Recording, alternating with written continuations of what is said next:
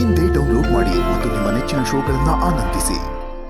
ಮಾ, ಇವತ್ತು ಎಲ್ರಿಗೂ ಹೆಂಗೆ ಎಕ್ಕಿದೀನಿ ಗೊತ್ತಾ?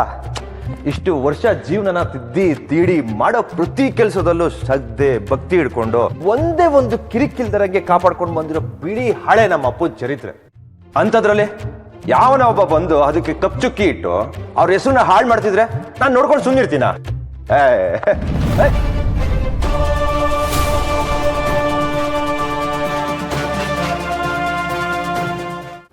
ಅನಾಹುತ ಆಗ್ಬಿಟ್ಟಿದ್ರೆ ಅಪ್ಪ, ಕಂಟ್ರೋಲ್ ಮಾಡ್ಕೊಳ್ಳಿ ಅಪ್ಪ.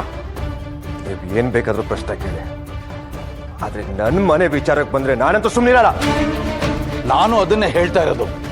ನನ್ನ ಮನೆ ವಿಚಾರಕ್ಕೆ ನೀನು ಬಂದ್ರೆ ನಾನಂತೂ ಸುಮ್ಮನೆ ಇರೋದಿಲ್ಲ. ನಿಮ್ ಕೇಳಿ ಉತ್ತರ ಕೊಡಕ್ ಆಗಲ್ಲ ಅಂತಾನೆ ನಾನೋಗಿ ಉತ್ತರ ಕೊಟ್ಟು ಬಂದಿರೋದು. ಅದಕ್ಕೆ ಅಷ್ಟು ಭಯ ಹುಟ್ಟಿರೋದು. ಬಿಚ್ಚಬಾಯಿ, ಪ್ರೀತಿಗೂ ಗೌರವಕ್ಕೂ ವ್ಯತ್ಯಾಸ ಗೊತ್ತಿದ್ಯಾ ನಿನಗೆ? ಭಯದಿಂದ ಹುಟ್ಟೋ ಪ್ರೀತಿ 3 ದಿನ ಉಳಿಯೋದಿಲ್ಲ.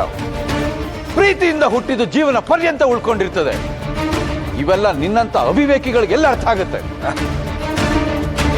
ನನಗೆ ಅರ್ಥ ಆಗಲ್ಲ ಆಗಲ್ಲ. ಹಾಗೆ ಪ್ರೀತಿ ಮಾಡೋಕ್ಕೂ ಮಾಡಿಸ್ಕೊಳ್ಳೋಕ್ಕೂ ಅರ್ಹತೆ ಕಳ್ಕೊಂಡಿರೋರಿಗೆ ಯಾವ ಭಾಷೆಯಲ್ಲಿ ಮಾತಾಡ್ಬೇಕು ಅದೇ ಭಾಷೆಯಲ್ಲಿ ಮಾತಾಡ್ಬೇಕು. ಪ್ರೇತದ ಬಾಯಿಯಲ್ಲಿ ಭಗವದ್ಗೀತೆ. ಅದಕ್ಕೆ ನಿನ್ನಂತ ಅಪ್ರಯೋಜಕರು ಭೂಮಿಗೆ ಭಾರ ಅಂತ ಹೇಳೋದು. ಅಣ್ಣ, ಯಾಕಣ್ಣ ಹೀಗೆಲ್ಲ ಮಾತಾಡ್ತಿದ್ಯಾ? ಹೇಳಿ ಬಿಡು ಯಶ. ಏಯ್, ಈ ನಿನ್ನ ಹುಚ್ಚಾಟದಿಂದಾನೆ ನನ್ನ ಜೀವನದ ಪವಿತ್ರವಾದ ಪ್ರೀತಿ ನಾನು ಕಿತ್ಕೊಂಡೆ. ಅವಮಾನ ಅನ್ನೋ ನೆಪ ಇಟ್ಕೊಂಡು ನನ್ನ ತಂಗಿ ಬಾಳ್ನ ಹಾಳು ಮಾಡಕ್ ಹೊರಟಿದ್ಯಾ ನೀನು?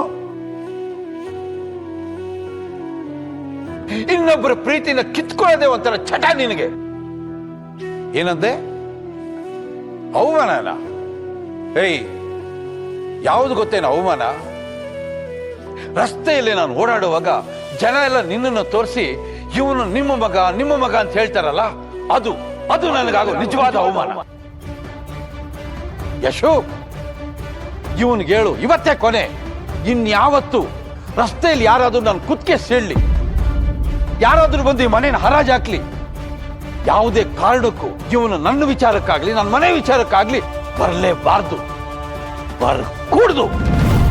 ಹಠ ಹಠ ಹಠ ಹಠ, ನಿಮ್ಮ ಅಣ್ಣಂದು ಒಂದೇ ಹಠ, ಅವ್ರು ಹೇಳಿದೆ ನಡಿಬೇಕು ಅನ್ನೋದು. ಹೃದಯ ಇರೋದು ಬರೀ ದೇಹಕ್ಕೆ ರಕ್ತ ಹಂಚೋಕಲ್ಲ, ರಕ್ತ ಸಂಬಂಧಗಳನ್ನ ಉಳಿಸೋದಿಕ್ಕೆ. ಅದು ನಿಮ್ಮ ಮನೆ ಮರ್ತು ಬಿಟ್ಟಿದ್ದಾರೆ. ಇವತ್ತು ಅವ್ರ ಮರ್ಯಾದೆ ಕಾಪಾಡಕ್ ನಾನು ಹೋದ್ರೆ ಯಾರನ್ನ ಕೇಳ್ಬಂದೆ ಅಂತ ನನ್ನೇ ಕೇಳಿದ್ರು ಯಶು. ನೀನು ನಿನ್ ಸ್ವಾಭಿಮಾನ ಉಳಿಸ್ಕೊಳ್ಳೋದಕ್ಕೆ ನಿನ್ ಗಂಡನ್ನೇ ಬಿಟ್ಟು ಬಂದೆ. ನಾಳೆ ದಿನ ಯಾರನ್ನ ಕೇಳಿಲಿಕ್ಕೆ ಬಂದೆ ಅಂತ ಪ್ರಶ್ನೆ ಮಾಡಿದ್ರು ಮಾಡ್ಬಿಡ್ತಾರೆ.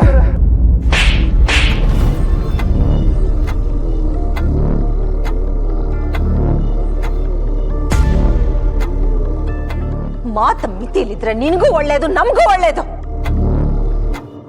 ನಿನಗೆ ಬೇಕಾದ ಕಡೆ ಬೇಕಾದ ಹಾಗಿರೋದಕ್ಕೆ ಅವಕಾಶ ಮಾಡಿಕೊಟ್ಟವ್ರು ಯಾರು? ಅಣ್ಣ ಕಾರಣ ಕಣೋ. ಅಣ್ಣ ಇಷ್ಟು ವರ್ಷ ಮಾಡಿದ ತ್ಯಾಗ ಕಾರಣ ಕಣೋ. ಏನಂದೆ ನೀನು? ಹಠನ? ಅಣ್ಣ ಹಠ ಮಾಡದೆ ಇದ್ದಿದ್ರೆ ಇವತ್ತು ನಾನು ನೀವು ಎಲ್ಲರೂ ಬೀದಿನಲ್ಲಿ ನಾಯಿಗಳ ಹಾಗೆ ಅಲಿಬೇಕಾಗಿತ್ತು. ಮರ್ಯಾದೆ ಕಳ್ಸೋದಿರ್ಲಿ, ಕಳ್ಸೋದಕ್ಕೂ ನಿನಗೆ ಗೊತ್ತಿಲ್ಲ ಅಂತ ನನಗೆ ಚೆನ್ನಾಗಿ ಗೊತ್ತು ಕಣೋ. ಅಟ್ಲೀಸ್ಟ್ ಮರ್ಯಾದೆ ಕೊಡೋದನ್ನ ಕಲ್ತ್ಕೊಳ್ಳೋ. ಬಾಯಿ ತುಂಬಾ ದೇವ್ರು ಅಂತ ಕರಿತೀಯಲ್ಲೋ, ಪೂಜೆ ಮಾಡೋದನ್ನ ಕಲಿ. ನಮ್ಮೆಲ್ಲರ ಬದುಕು ಇವತ್ತು ಅಣ್ಣ ಹಾಕಿದ ಭಿಕ್ಷೆ ಕಣೋ. ಅದನ್ನ ಮೀರಿ ಬೋಯ್ಗೆ ಬಂದೋಗಿ ಮಾತಾಡಿದ್ರೆ ಹೋಗ ಅಣ್ಣ. ಬಾ ಅಣ್ಣ, ಬಾ, ಹೋಗ.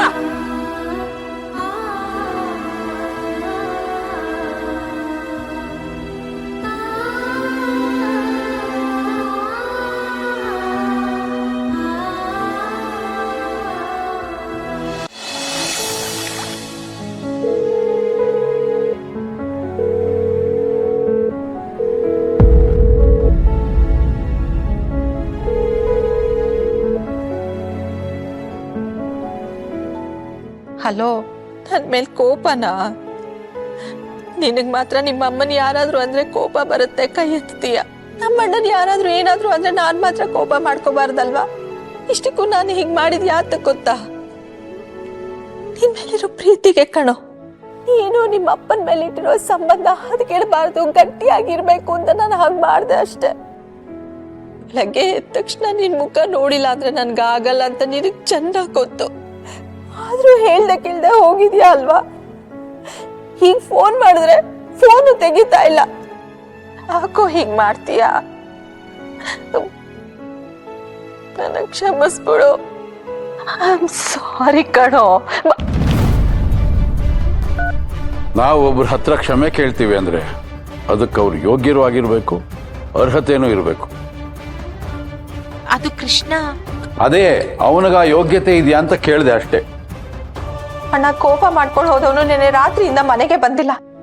ಎಲ್ಲಿ ಹೋಗಿದಾನೋ ಗೊತ್ತಿಲ್ಲ. ಆ ಯೋಗ್ಯನ ಬಗ್ಗೆ ನೀನ್ ಯಾಕೆ ಇಷ್ಟೊಂದು ತಲೆ ಕೆಡ್ಸ್ಕೊತೀಯ ನನ್ಗೆ ಅರ್ಥ ಆಗ್ತಿಲ್ಲ. ಏನಣ್ಣ ಹೀಗ್ ಮಾತಾಡ್ತೀಯ? ಎಷ್ಟೇ ಆಗ್ಲಿ ಅವನು ನಿನ್ ಮಗನೇ ಅಣ್ಣ. ಮಗನ? ಯಾರ ಅವನ? ತಂದೆ ಮಗನ ಸಂಬಂಧದ ಬಗ್ಗೆ ಏನು ಅಂತ ತಿಳ್ಕೊಂಡಿದ್ಯಾ ಯಶೋಧ? ಅಪ್ಪ ಮಗ ಅಂದ್ರೆ ಮರಕ್ಕೆ ಬೇರು ನಾರು ಇದ್ದಾಗೆ, ಮರಕ್ಕೆ ಸುತ್ತಕೊಳ್ಳೋ ಬಳ್ಳಿ ಥರ ಅಲ್ಲ. ಮಕ್ಕಳು ಈ ಥರ ಇರಬೇಕು. ಮಗ ಅಂತ ಮಗ. ಅಣ್ಣ ಅವನ ಮೇಲೆ ಈ ಕೋಪನ ಬಿಟ್ಟು ಸ್ವಲ್ಪ ಪ್ರೀತಿ ತೋರ್ಸು, ಆಮೇಲೆ ಅವನ ನಡವಳಿಕೆ ಏನು ಅಂತ ನಿನ್ಗೂ ಗೊತ್ತಾಗುತ್ತೆ. ಈ ಪ್ರೀತಿ, ವಾತ್ಸಲ್ಯ, ಮಮಕಾರ, ಸಂಬಂಧ ಇವುಗಳ ಮಹತ್ವ ಏನು ಅಂತ ಗೊತ್ತಿದೆಯಾ ಅವನಿಗೆ? ಈ ಕಾಡಲ್ಲಿ ಪ್ರಾಣಿಗಳನ್ನು ಕೊಂದು ಬದುಕೋ ಕ್ರೂರ ಮೃಗಗಳಿಗೂ ಕನಿಷ್ಠ ಭಾವನೆ ಅನ್ನೋದಿರುತ್ತೆ. ಇವನು ಅದಕ್ಕಿಂತ ಕಡೆ.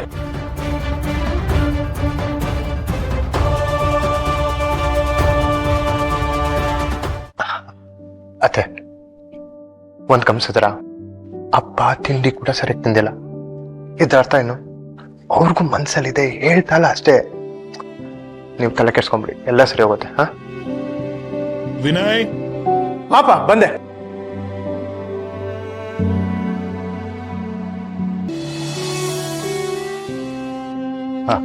ನಮಸ್ಕಾರ, ನಾನು ಸೂರ್ಯಪ್ರಕಾಶ್, ಈ ಅಂಗಡಿ ಓನರ್.